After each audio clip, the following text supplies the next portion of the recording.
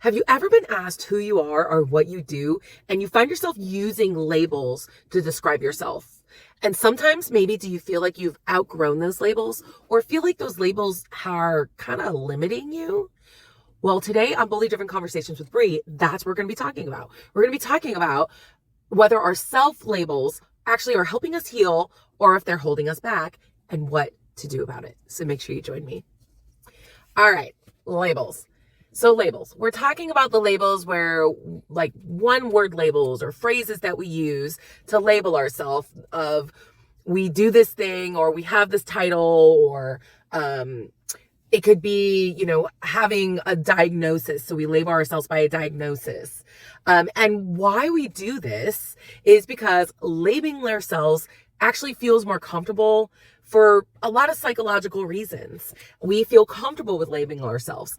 And so first we're going to go through what those comforts are and why we actually label ourselves. The first one is for a self of identity. Like we want to be identified, and labels help contribute to our self and our self identity. And they help us provide like a framework, for understanding of who we are and how we might fit into the world, right? So because we want to fit somewhere, so we allow a label to help us find where we fit sometimes. And so even if we've outgrown that label, sometimes we still hold on to it because it's part of our framework of who we believe we are and our identity.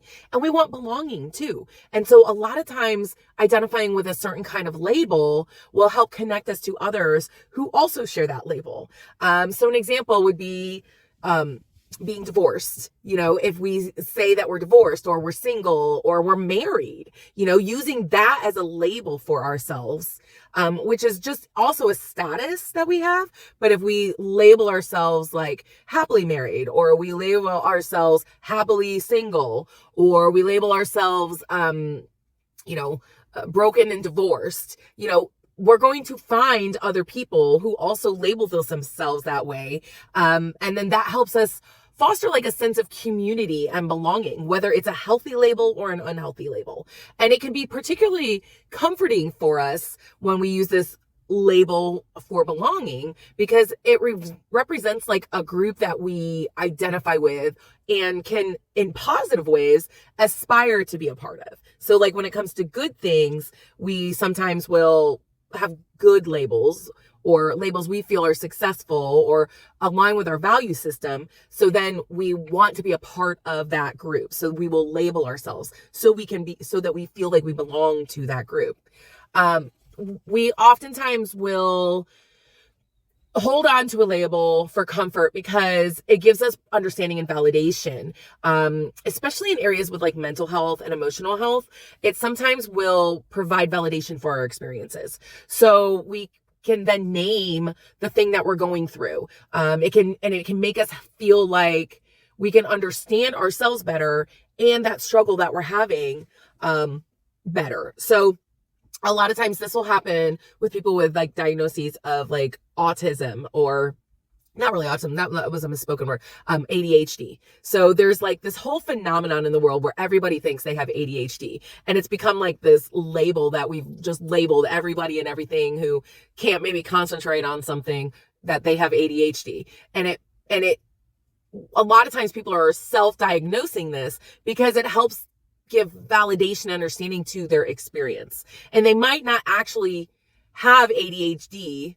They might not actually be diagnosed with ADHD by a doctor. They wouldn't be, but they're self-diagnosing and putting that label on themselves because it makes them feel validated, their experience validated of why, they couldn't get to work on time, and why, they can't hold a relationship, or why their brain feels like a mess, And so oftentimes people will label themselves things because they need that validation for their experience. Also, another reason is for cognitive efficiency. For lack of a better reason, it gives us comfort to have like shortcuts. They're like mental shortcuts. So instead of processing every detail, a label will allow us to like quickly categorize and make assumptions, whether about a person, a situation, etc. And this can unfortunately lead to stereotypes. This is where stereotypes come from. So we can label people, places, things, groups of people, experiences that we've seen, things we've witnessed with a label, and that it's literally like a mental shortcut. So we don't have to actually like think about it. And why this gives us comfort is it reduces our cognitive load and helps us give us that feeling of certainty, because we all want to be certain about our thoughts and our opinions, because that gives us comfort and it makes us feel like we're in control. And so putting a label on an experience or a group of people helps us to reduce that cognitive load of actually having to think through what is actually happening. What is this person actually trying to say, do, show me, this group of people, etc. And then I think the last thing that gives us comfort and why we use labels is because of predictability. Like we want predictability. We want certainty. We want to know how someone will behave. So when we put a label on someone, that helps us again to get that shortcut. And it helps us to understand like preferences, how someone's going to behave. And it can give us comfort as humans generally, because we prefer predictability over uncertainty. But the big thing that we have to remember about all of this is that while labels can provide us comfort, they also are limiting. They self-limit. They limit us in our thinking and our experiencing and our growth. And it will also lead to stereotypes. And this happens. We become part of a stereotype, or a group of people that we know will become part of a stereotype. And then we start leaning into the stereotypes. So why are they limiting? We talked about the stereotypes, right? But here is, while they can offer that sense of comfort, they come with limitations. So I want to talk about those limitations, because it's more than just stereotyping other people, especially when we're talking about self-limitations. So the first thing is it's just oversimplification. Like it reduces the complexity of an individual person to a single word, or like a short phrase. And people are multifaceted. Humans are multifaceted, and we were created that way. We have so many different ranges of traits, experiences, and our character evolves over time. And it's one that like a label just can't capture. It can't capture that. You can't capture the evolvement of yourself with one word, with one diagnosis, with one short phrase of who you believe you are. Like, yes, I self-identify, I'm a mother, I have 3 children, but that's not the only thing I am. And to label myself just as a mom, to take that title and label myself, I'm just a mom, that is limiting to me and who I am fully in my human experience. Like I said, it leads to stereotyping and assumptions. And when someone is labeled, we then will sometimes project certain characteristics on that person. So if we say, we label someone as, a mom, we'll use that as an example again. We label someone as a mom, then we automatically think they're going to be nurturing, right? Or they are going to be busy, or that they're going to be helpful and they're going to serve, because that's what moms do, right? In the stereotypical generalization. So if someone says they're a mom, that's how they label themselves, then that's how we're going to see them. And this will make a lot of assumptions about that person, whether we're trying to apply for a job or we're trying to hire someone for a job. If that's how the person labels themselves, we're going to think, well, then maybe they're not going to fit in here because they're all about being a mom and we need their loyalty here at this place of business. So when we label ourselves and we label others, we end up assuming a lot of information about people rather than asking or having a discussion with them and really getting to know them as an experience rather than a label. When we label ourselves, especially, this comes with self-limiting beliefs. When we label ourselves, we start to believe that label defines the boundaries of who we are, who we can be, and what we can do. Again, using that mom example, if I would say I'm a mom, then I had the self-limiting belief. If I said I was a mom and that was like my big thing, that was like part of my identity, part of who I was, which it is, but it was like the thing I focused on and I labeled myself. I used that label as a comfort. There was this part of me that felt like I couldn't do something else. Or even if it's not, let's take away from our title. Here's an example of if someone says they're not creative, right? Then maybe that person will avoid creative type activities that require their imagination. And all that does is then reinforce that label that they're not creative because they're not giving themselves the opportunity to be creative. Do you see how it can be very self-limiting? When we use labels for ourselves, we also are showing inflexibility. Labels are rigid. They pretty much are very rigid, and they fail to account for personal growth and change. So when we label ourselves a certain way, if someone says they're shy, right, in childhood, they were shy in childhood, then they might become more outgoing as they mature. But that old label of telling themselves that they're shy will still influence, one, how they think of themselves. So it's that self-limiting belief, but also it will limit and influence how other people might perceive them if they use that label as shy. So like on our, on all the social media bios, this is what got me thinking about this. As I was reading some people's bios and I saw like the labels they were having for themselves. So people were saying like the shy label. There was this person who said very shy, but they're like super outgoing on social media. And it's because they feel safer there. And there's a whole bunch of stuff going on there, but like they say they're shy. So the way that people might interact with them is going to be completely different than someone who says and labels themselves as outgoing. We're going to be looking for certain things. We're going to be have certain expectations with certain labels. With labels comes judgment and stigma. Like some labels in particular, especially those related to like mental health and social type things like socioeconomics, will carry negative connotations. And this will lead us to judgment, discrimination, and honestly, social exclusion. So, politics is a huge thing right now. And so if someone maybe labels themselves like very liberal, or if they label themselves very conservative, that we're going to have like a judgment based on our own preference. We're going to have a judgment about that person, a biasness already about that person based on the label that they give themselves politically, right? Do you see what I'm saying? Where we stigmatize people if they say they're super liberal, if they say that they're liberal or they're a Democrat, a registered Democrat, then we might think of them in a certain way. And we kind of put them in a whole, category of people based on stereotypes again, based on what we see out there. And then we already have a biasness either for or against them, depending on if they say they're a Democrat or if they say they're Republican. So it can bring in a lot of stigma and a lot of judgment. And then also for ourselves, we will do that too, because remember, we want that belonging. So if we say we're a certain political affiliation, then we're going to find other people and seek out other people who also have that affiliation. And then we just become like this self-fulfilling prophecy of behaviors and stereotypes and beliefs. And it's like this cacophony that we just of noise, and we don't actually look at the other side or another perspective in a way that is healthy. And what also happens when we self-label ourselves to others and we share that with others is that people will focus on the label and not you as an individual. So when we rely very heavily on labels, either about ourselves or others, we end up seeing that label instead of the wholeness of the person. And this can really hinder like genuine connections and understanding about people. Again, using like the ADHD or autism label that a lot of people have been using lately. When we hear that label sometimes, then we see that person through that label. We see that person, they're autistic. So we label them that instead of seeing the beauty and the breadth of who they are as a human.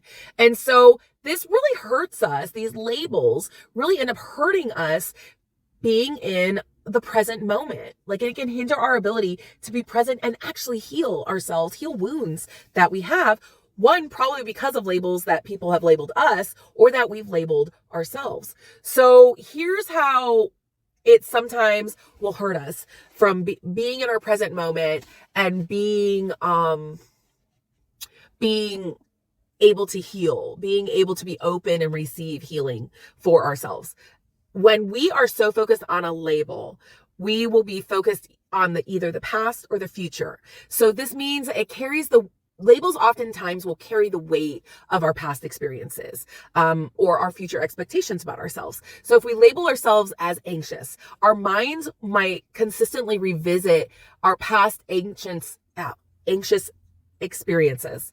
And this will then kind of become like self-fulfilling, because then we'll start worrying about our future experiences as well. And this pulls us away from that present moment. So if someone says that they are an anxious person or I have anxiety, I am an anxious person. They're giving that label to themselves as an anxious person, that they have an anxiety. Instead, label the feeling instead of yourself. And you can say something like this as anxiety. And that can kind of trigger things in a different way. Like if there's something that happens and we can say that is anxiety, or anxiety is here, then we can better process through it and it doesn't become us. And we can separate ourselves from the feeling. And this is super important when we're talking about healing and being in present moment. When we label ourselves a certain way, this will create like mental noise. So labels inherently create constructs for us. And we get caught up in labeling ourselves in our experiences. So we'll say like, I'm having a panic attack, or this is a trigger. In our minds then become busy with analyzing and categorizing what is happening instead of just being in the moment and working through it, leaning into it and pushing past the resistance of labeling the experience that we're having instead of just experiencing the moment that we're having. So like internal chatter ends up happening, and this makes it really difficult to connect to the sensory details of what is actually happening, what is in this actual present moment. You know, the feeling of the air on our skin and the sounds around us and these subtle shifts in our body, we totally miss when we're actually in the moment because we're thinking to ourselves, this is anxiety. So this is what has to happen when I have anxiety, when I'm having an anxiety attack or a panic attack, instead of like actually just experiencing the moment. When we actually experience the moment, when we actually allow ourselves to actually feel the anxiety instead of just labeling it as anxiety, we're thinking about it when we label it. But when we're in the present moment and experiencing it, that's where we can dissolve the resistance, because we're going to heal through it, because we're allowing ourselves to actually experience anxiety. And this also makes us really resistant. When we label something, it's because we want to avoid them, right? So using that anxiety, again, we want to avoid the anxiety. So we just label it that way, and we don't fully accept and process the feeling of the anxiety, which is a crucial part of healing, is actually feeling it. You have to actually feel it in order to heal it.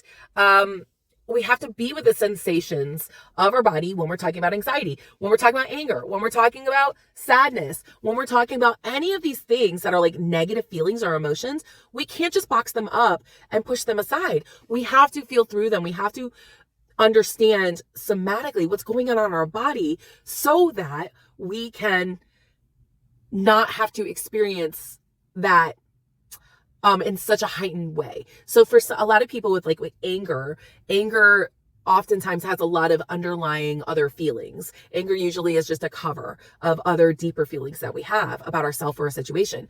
So if we are not allowing ourselves to actually fully feel the anger and we're ignoring it and we're boxing it up, all that does is just build that anger up until it becomes more heightened. And then we are not able to fully be in the present moments and heal ourselves every single time we get angry. I hope that's connecting for you.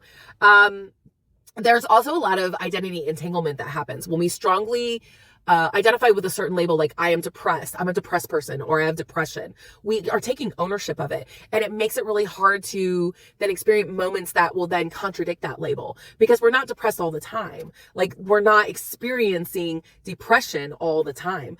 But when we say I'm a depressed person, then we are creating and projecting depression and creating more depression in our life. And this gets entangled with our other experiences that have nothing to do with depression. Like we can't then enjoy our kid's birthday and the kid's birthday party because we are the depressed person and we are depressed, instead of understanding that there are times that we experience depression. We're not able to divide it out, if that makes sense. And every experience then becomes a depression experience. And we lose that direct experience with whatever is present in the moment that we should be feeling. You know, like my kid's birthday party, we should be experiencing joy and happiness and fun, right? When you're at a birthday party, right? But if we're projecting depression, then we're not giving ourselves the direct experience of what's happening right now. We are putting ourselves in either the past or the future experience based on the label of being a depressed person. So in essence, labeling really like pulls us out of the immediacy of the present moment, and it helps and makes us engage our conceptual mind of a label that we're putting on an experience, a person, ourselves, etc. And this, again, is often rooted in our past or our worries about the future. And it ends up creating more resistance to what is actually happening right now. And healing, in order to heal, we have to let go of rigid labels of ourselves. That is a huge part of healing. And we have to learn to just observe our experiences with openness and acceptance of that present moment, even if it's a negative moment. By accepting it and being in it, we are better able to handle that moment rather than boxing it up and pushing it aside and putting a label on it. So how can we drop these labels in a really healing way? How can we gently shift gently have awareness and then shift our perspective rather than just having that forceful rejection of, I'm not going to experience that. I'm not going to do that thing. The first thing is that mindful observation. We talk about this a lot. Instead of just immediately labeling an experience or a feeling, really just try to observe it with curiosity. What does this feel like? What thoughts are arising in judgment? And like an example would be, instead of saying, I'm anxious, you can then maybe notice the tightness in your chest. Do you have a racing heart? Are your thoughts flitting around? And just simply observe it. And observe the sensations, and don't label it, because then you're creating a space and a container for the experience to unfold and potentially dissipate without the added weight of a label when we're just observing. We can create this container that's a healthy container where we're not labeling ourselves so that it can actually dissipate. It can actually move on, so that we're not holding on to anxiety and allowing it to build and become self-identity and limiting ourselves. And we have to focus on what is happening right now. So we got to shift our focus from the label to the present reality. So if you find yourself, I am always so sensitive. So you're going to gently bring your attention back to what is happening right now. We're not going to bring more awareness and focus on being sensitive. What are you seeing? What are you hearing? What are you feeling in this actual moment? And so if I'm sitting in my car, what am I feeling? What sensations are going on in my body? I feel myself on my seat. I feel my back up against the seat. And this helps us anchor us in the present rather than taking us to thoughts, memories, feelings, experiences we've had in the past. And this will free ourselves from the past constraints that we put on ourselves that are labels, that are self-limiting. And we have to recognize the fluidity of our experiences in life. We have to remind ourselves a lot of times that our thoughts and our feelings are not fixed. Our self-perceptions are not fixed, because we're humans and we change and we evolve and we grow. We're always changing. We're always evolving, unless we put these labels on ourselves. And we want to change. We want to evolve. One moment we might be thinking, about something and won't be thinking about that same thing in the next moment. We won't be thinking in the same way about that thing. But when we label things, this tends to create a sense of permanence over a situation, over a person, and it doesn't actually always reflect the reality of the actual situation. So we have to acknowledge the transient nature of our inner and outer experiences so that we can grow and evolve and change and be our authentic self, our honest self, our most connected self, our favorite self, rather than the perception of ourself or leaning into a perception of a situation. We have to practice self-compassion is another way that we heal and drop these labels. By dropping labels, it sometimes can feel very vulnerable. We have to be very kind and patient with ourselves when we have decided, I don't want to label myself or the situation anymore. And if you notice yourself labeling a person, a situation, an experience, gently acknowledge it, but without judgment. And then redirect your attention to this present moment again, using that mindful observation and in putting yourself back in the present moment, ground yourself.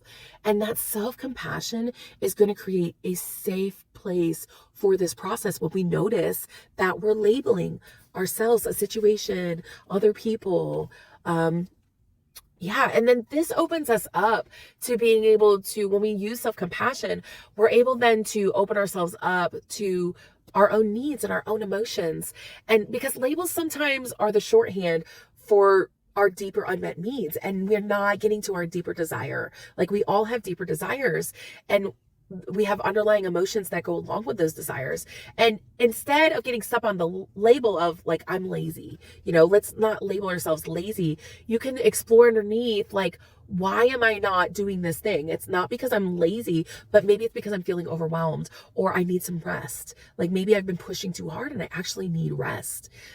So instead of labeling ourselves lazy because we're not doing the thing that we ought to be doing, go deeper with what is the deeper desire? What is the deeper need that we have that is not being met, that is causing us to not do the thing that we're supposed to do, and then we're labeling ourselves, lazy. So that just addressing it in this way helps us, untighten that grip that we have on that label that we've put on ourselves, a situation, or even another person. So there are times when we have to use labels, right? So when there are times when we have to label something because we're humans, and there are times when we're not able to give all of that experience and all of that attention to something, we have to use them very loosely and very tentatively. And sometimes a label feels helpful for communication, right? For understanding. We have to use it very lightly. And then just acknowledge that it's just one aspect of ourselves and our experience, or the experience that we're having with another person. So, for example, instead of saying I am depressed, you can say I am experiencing depression right now, or depression is present right now. And just that subtle shift in our language can create more distance for us, and a sense of like impermanence to the depression, rather than labeling ourselves depressed, if that makes sense. And I think the last thing that really helps us heal is helping us cultivating acceptance of our experiences, of things, of who we are and what we're experiencing. When we can accept something and we're not resisting it and we're not pushing against it, that is really going to help us to be able to move through it. Because what we resist persists, but what we acknowledge will dissolve, so that it's no longer like a problem. Okay, I hope that all helps you. I know this was a long one, but here is my bold question or challenge for you today. I want you to think about all the ways that you self-identify and label yourself. A good way to do this, look at your social media bios. That's what got me thinking about this, is we label ourselves with like one or two words, or we put a little paragraph of who we are, and then we tend to lean into those labels. So how do you self-identify? What are you labeling yourself as? And here's the question for you after you have all those labels written down. If you let go of that label for just even a moment, who or what else might you actually discover about yourself in that present moment? And you don't know the present moment, whatever that present moment is, after you let go of those labels and you decide, I'm not going to hold on to that label. What's going to come up for you? What comes up for you in that present moment? What are you going to discover about yourself? And follow-up question to that then is, does losing the label make you feel more vulnerable, or does it actually make you feel more empowered when you think about not having that label? And are you willing to explore the feelings and emotions that are going to come up when we let go of a label, especially maybe a label that we've held on for a long time in our life? Are you willing to explore it? And by explore it, are you willing to do some inner work? And if you don't know how to do that, hi. I'm a coach, and that's what I do. And I'd love to explore that with you. And I'd love to help you understand yourself, discover yourself, and help you move through some of these inner woundings that we have with labels, so that we can become our most favorite self and do the things that we intend to do with our lives, whether it's a goal, career, a lifestyle, whatever it may be. So if that's you and that sounds like, hey, yeah, I need some help with this, go to my website. It's down here, and sign up for a free clarity call, and we can talk about these things. It's going to be great. All right, guys, have a great Thursday.